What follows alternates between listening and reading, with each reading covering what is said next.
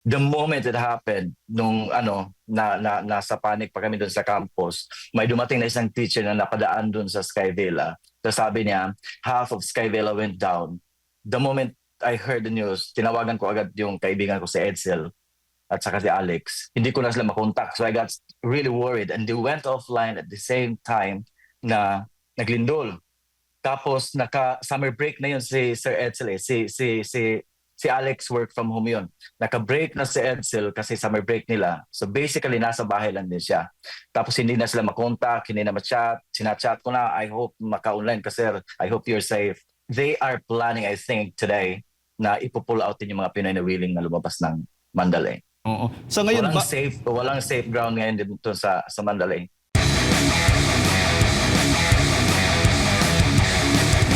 inanunsyo po ng Myanmar ang isang linggong national mourning o pagluluksa matapos ang isang malakas na lindol na pumatay doon ng mahigit kumulang 2,000 katao at kasalukuyang naka-half mast ang pambansang watawat ng Myanmar at magtatagal ito hanggang April 6, 2025. Ang hakbang ay bilang pakikiramay sa mga nasawi at napinsala mula sa 7.7 magnitude na lindol noong March 28. Samantala, inilabas po ang anunsyo dahil humihina na ang rescue effort sa Mandalay, isa sa pinakamatinding naapektuhang lungsod at ang pangalawang pinakamalaking syudad sa bansa na may mahigit 1.7 milyon na mga residente. At kaugnay po sa balitang yan ay nasa linya po ng ating komunikasyon via Zoom si Ginoong Glyzon Flores, isa pong psychology and humanities teacher dyan po sa Myanmar. Sir Glyzon, magandang umaga po. Welcome po sa programang Pulso ng Bayan ng SMNI. Maraming salamat po sa inyong oras, Jade, at Admar po ang inyong mga kasama. Hi sir, good morning Sir Jaden. Dito po ako ngayon sa Myanmar. I'm actually in Yangon right now, so medyo nakalabas na po ako sa Mandalay, and I think I may be the first Filipino na nakalabas doon sa Mandalay and safely. It took us 15 hours to travel, pero so usually 8 to 10 hours lang to, pero it took us more than that kasi gigibag ba yung mga daan po. Opo, po. Sir Glyzon, taga saan po kayo dito sa Pilipinas at ilang taon na po kayo diyaang nagtuturo sa Myanmar? Taga Compostela Valley po ako, taga Maragusan po sa Compostela Valley, now Davao de Oro. Tapos I was actually teaching in Yangon for 3 years, and after that I left Yangon and moved to Bangkok. Doon po ako nagturo sa isang international school din. Tapos kakabalik ko lang dito 2 years ago. So supposed to be this year mag-i-end yung contract, tapos nag-renew, and this tragedy happened. So 5 years po dito sir sa Myanmar. Oh, okay. Sir, pwede ho ba ninyong maikwento lang yung nangyari mismo, ma-describe po ninyo yung araw po ngayon nung yumanig po itong magnitude 7.7 na lindol dyan po sa Myanmar? Opo, sir.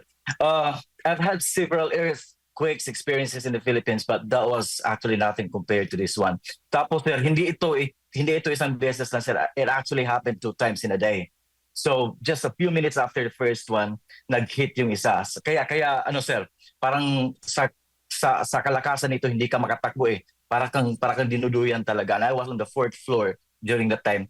Kasi luckily, holiday ng Thursday, pinabalik kami ng school ng Friday kasi may pasok kami ng Friday. Because nga walang pasok ng Thursday. But if it happened on Thursday, probably more Filipinos would have actually died and buried under the rubbles. Yung sa Sky Villa, sir, yung first wave na yun, yung first 5 floors na yun, yung nagpa-collapse doon sa whole structure eh. Yung second wave yung napakalakas din na second na lindol na yun, few minutes after lang, yun yung nagpa-collapse talaga doon sa building C and D. Kaya may nakaligtas pa doon si Sir Francis Torres. 2 Francis kasi yan. Yung isang Sir Francis, nakaligtas pa siya kasi nasa 7th floor siya nung nangyari na first wave. So nung bumagsak na yung first 5 floors, nakaakyat pa sa doon sa rubbles at saka nakababa pa. The others na nandun sa 9th floor pataas, wala na talaga silang Linawin ko lang po, Sir Glyzon, na that time nasa isang building. Ang building po yan, isang hotel o isang, doon po kayo nagtatrabaho? Sa school po, sa school namin po. Doon kami nagtatrabaho. Opo, nasa 4th floor ka that time. At maraming mga Pilipino ang nagtuturo din bukod po sa inyo. Mga ilan po sila? 3 lang po kami Pilipino doon po. 2 doon from Sky Villa condominium actually. Opo, that time. At yung pinakamalakas ay yung pangalawang pagyanig o lindol na yung naranasan ninyo. Yun na yung time na nagsilabasa na kayo o sa unang pagyanig pa lang talagang pinaalis na kayo mismo sa building? The first time, sir, nakalabas pa kami. Tapos dinala namin yung mga bata doon sa safer ground, sa football pitch namin.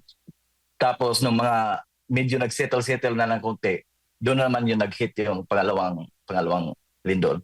Oo. Saan kayo after that? Yung ilang Pinoy yung kasama mo paglabas mula mismo sa pinagtatrabahuan mo? Within the campus na kami, sir, nasa football lang kami ng ano. So yung tatlong Pinoy lang po yung kasama ko na kasama ko rin sa school.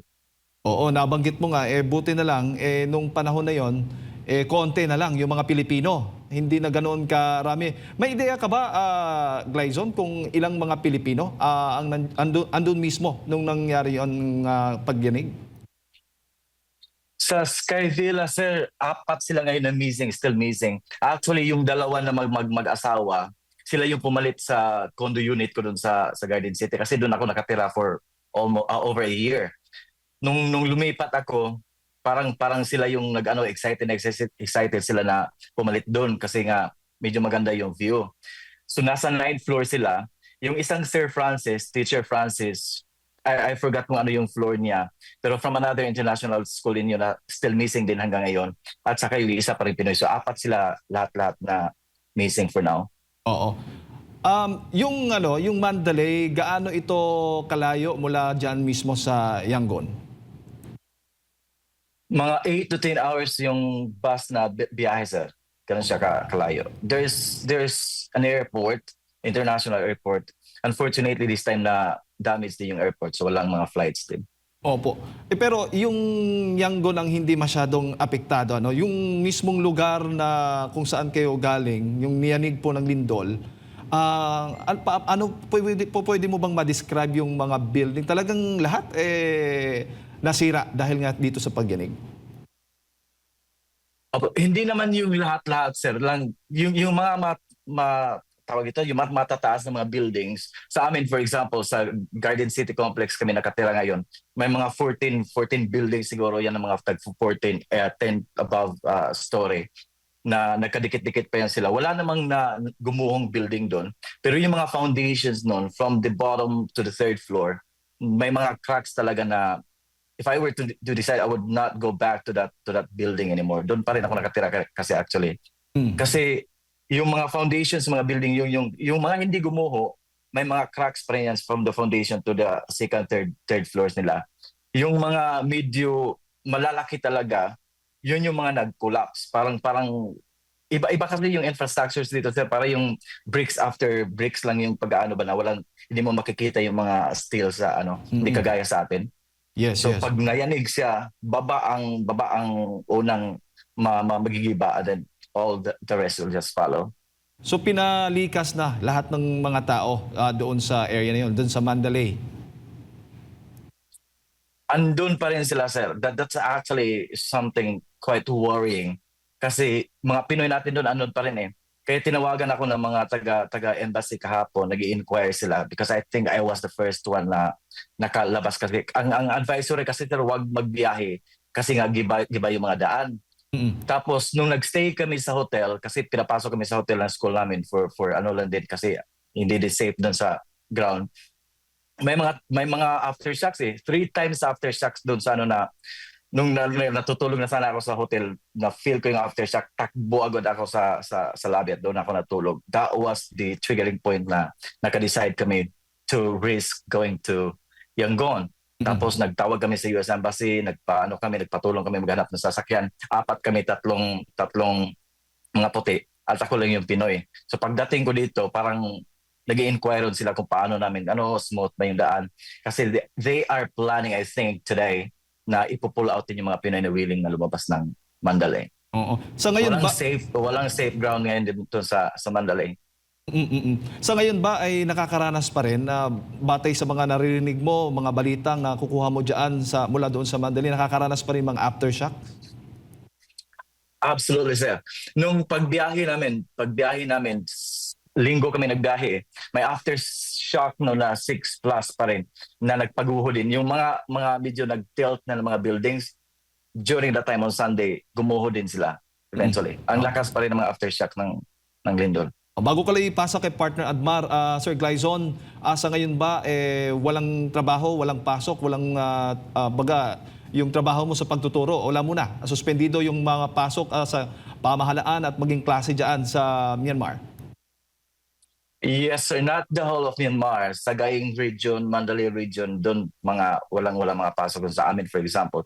Kasi nagkataon din na may Tingchan Festival sila. It's almost a 2-week celebration nila. So naka-break yung mga bata na yon. That would be in April this month.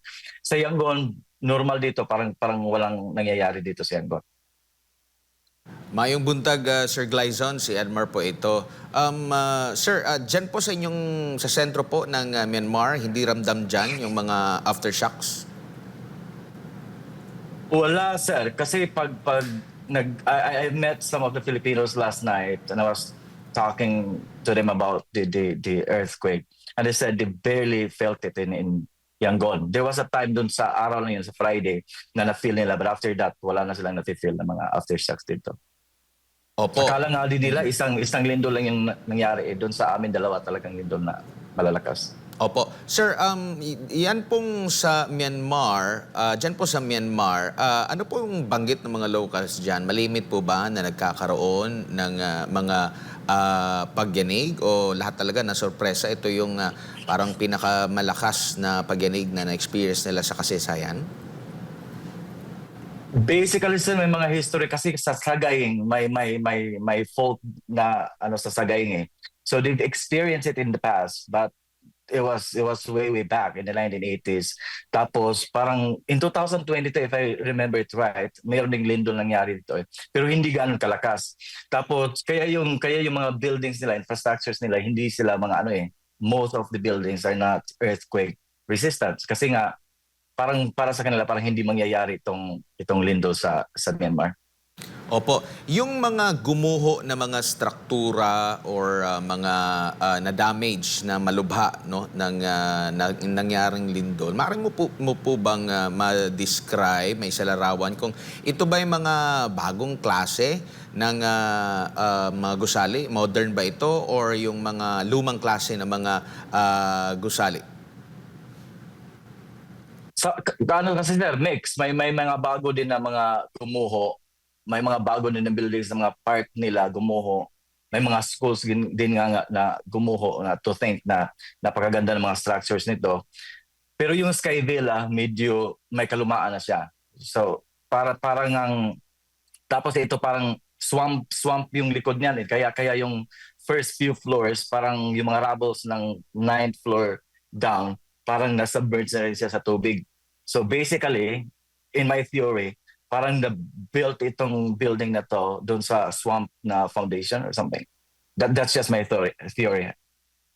Opo, and maliban po dito, ano naman po yung mga kalagayan po sa kasalukuyan ng mga locals po dyan, kumbaga sa other part ng Myanmar, ano po yung kanilang naging tugon ukol dito? Kasi pati rin yung government talagang nagpasaklolo na sa international community. Marami na rin mga bansa na nagpahayag po ng pagtulong po dyan. Gaano kalala ang sitwasyon? Kumbaga, naapektuhan ba buong Myanmar, Sir Glyzon, in terms of epekto nitong lalo na sa ekonomiya dyan po sa bansa? Absolutely, sir. Hirap ang bansa ngayon. Like, hirap na hirap talaga. They're struggling right now. Tapos nangyari pa ito. The whole economy will be absolutely affected. Mahihirapan sila sa tayo ulit. Especially doon sa Mandalay. Kaya kawawa yung kahit na yung mga rescue teams nila, ang iba doon naka-short pants, naka-t-shirt, naka-flip-flop, tapos may helmet lang. So makikita mo talaga yung pagod sa mga mukha ng mga taong ito. That's why they're asking for the humanitarian aid. They're asking for the international community to help. They need it absolutely. Opo, ano po ang sunod na plano po ninyo after nito? Dahil ang lugar po kung saan po kayo nagtrabaho ay apektado. Nanatili po ba kayo dyan sa Myanmar o lilipat kayo sa mga kapitbahay na mga bansa po? For now, sir, bumalik ako sa Myanmar. The people here are amazing. They wouldn't make you feel like a stranger. Napakaganda ng mga tao dito talaga. So I wouldn't leave Mandalay for this. Pero aantayin ko muna na mag-settle down lahat. Aantayin ko muna na safe lahat bago ako bumalik ng Mandalay. Tapos I would not go back to that condominium complex na ano kasi matatayog yun eh. So maghahanap kami. We were talking about it last night and we'll be looking for places na medyo parang ganito lang na pinabahay sana sa school. Tag two story or one building na siguro na ano. Opo, yung mga Pilipino po ba dyan na halos magkakakilala lang din? Sa Mandalay, sir, kasi may mga isang school doon na tag 20 plus sila, 30 plus sila, may isang school nga doon na parang 40 plus sila na Pinoy sa isang campus. So magkakilala sila lahat-lahat. Sa amin, kasi nasa ibang complex na kami, hindi namin sila namimit. Namimit lang namin sila kung may mga special occasions na familiar yung mga mukha. Pero yung mga pangalan, tagasan sila, yun yung mga hindi namin alam. Kumbaga, minsanan lang din kayo nagkakatipon-tipon. And yung mga kakilala mo or kakontak mo, nakontak mo ba sila or lahat sila accounted? Lahat sila accounted except doon sa mag-asawa ko. Mga close friends ko yung mag-asawa eh. Sila yung pumalit sa room ko. The moment it happened, nung nasa panic pa kami doon sa campus, may dumating na isang teacher na napadaan doon sa Sky Villa. So sabi niya, half of Sky Villa went down. The moment I heard the news, tinawagan ko agad yung kaibigan ko si Edsel at saka si Alex. Hindi ko na sila makontak. So I got really worried and they went offline at the same time na naglindol. Tapos naka-summer break na yun si Sir Edsel eh. Si Alex work from home yun. Naka-break na si Edsel kasi summer break nila. So basically, nasa bahay lang din siya. Tapos hindi na sila makontak, hindi na ma-chat. Sinachat ko na, I hope maka-online ka sir. I hope you're safe. Pero wala pa rin. So the persons I knew personally, yung dalawa, they're still unaccounted for. Hindi pa rin sila mahanap hanggang ngayon, sadly. Kung di ako nagkakamali, mga Bisaya din ba yung mag-asawa? Visayas lang. Taga Negros, tama po Opo. ba? Opo.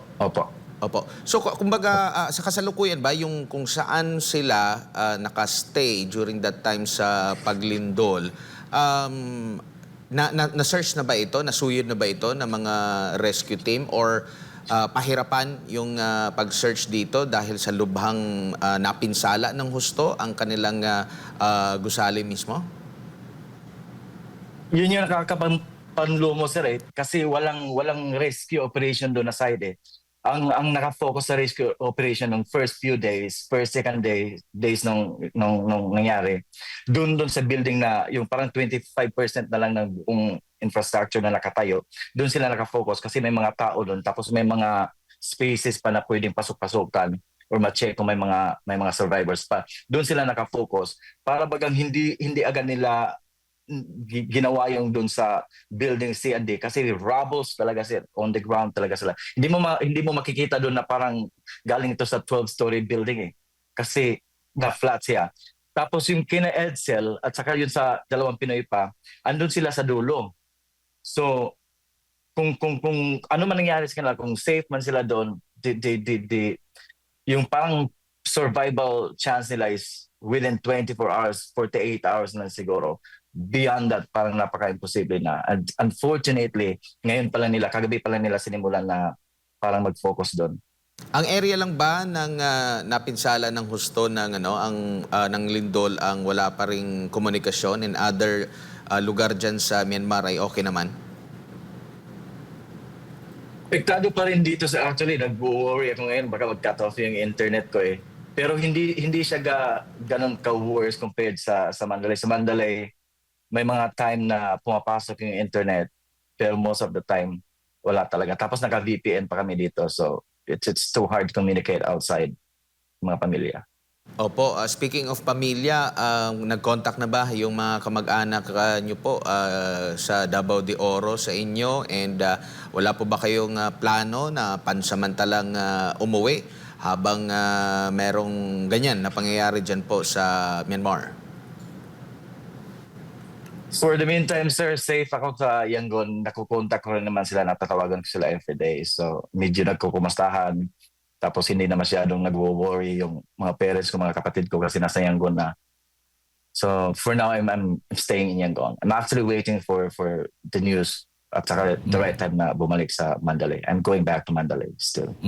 Sir Glyzon, meron ho ba kayong panawagan sa gobyerno natin dito sa Pilipinas? Kung meron man kayong gustong humingi kayo ng tulong, lalo na sa mga kasamahan, mga kababayan natin dyan din sa Myanmar. Opo, thank you po. Yung assistance siguro po, parang I am losing hope na ma-recover yung mga makakasurvive pa man sila, but I'm praying na ma-recover yung mga bodies ng mga Pinoy. We need assistance, the local, the foreign communities in Myanmar. We need assistance, urgent assistance ASAP. I just heard na ngayon pa lang sila magsisend ng mga tulong and to think na India, China, Russia, I think Vietnam just sent their rescue team last night. Tapos yung Malaysia at saka Singapore, andito na sila lahat. And the Filipinos, we're a big community in Myanmar and we do not have much process na parang makakatulong sa ating community dito. I think that has to be urgent, that has to be ASAP na assistance. Any assistance from the government would be really, really appreciated. Okay. Yung assistance so ba, Sir Glyzon, ano yung pinaka-specific na priority na gusto po ninyong sana ay maibigay po ng gobyerno natin dito? Recovery, rescue doon sa mga nasa rubbles pa, assistance na kung gusto mag-repatriate yung mga kababayan natin na Pinoy, madala agad sila sa Pilipinas. Very traumatic yung experiences nila, sir. Especially nasa Skyvilla na ka-survive. Tapos, kung pupunta sila na Yangon, a proper housing, a proper relocation place would be really, really good para sa kanila dito. Ayan. Lucky for me kasi yung main campus ng school namin is nasa Yangon. Yes. So nung nag-decide kami pumunta na Yangon, naka-prepare na lahat ng mga housing namin sa Yangon. Alright. Sir Glyzon, maraming salamat po sa inyo pong oras at sa pagbibigay po ninyo ng impormasyon ngayong umaga. Ingat po kayo dyan, ang mga kababayan natin. Mabuhay po kayo. Thank you so much, sir. Thank you so much po.